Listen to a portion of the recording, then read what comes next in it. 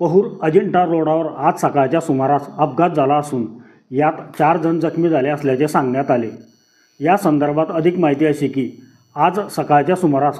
पुणे येथून जळगावकडे जाणाऱ्या कारचा पहूरपासून अंदाजे 2.5 किलोमीटर अंतरावर असलेल्या बालाजी टोलकाट्याजवळ सकाळी 5 वाजेच्या सुमारास अपघात झाला असून यात 4 जण जखमी झाले असून 4ही जणांवर पहूर ग्रामीण रुग्णालयात प्राथमिक उपचार करून पुढील उपचारासाठी जळगाव येथे नेण्यात आले असून घटनास्थळी पोलीस मनोज धनगर, हेमंत सोनवणे यांनी मदतकार्य केले असल्याचे पहूर पोलीस स्टेशनचे कर्मचारी राहुल पाटील यांनी सांगितले।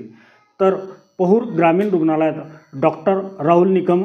सिस्टर सरोज बेडसे मॅडम यांनी उपचार केले, तर वार्डबाय सतीश बनसोडे व सुरक्षारक्षक देवेंद्र गोंगडे यांनी मदतकार्य केले असल्याचे सांगण्यात आले।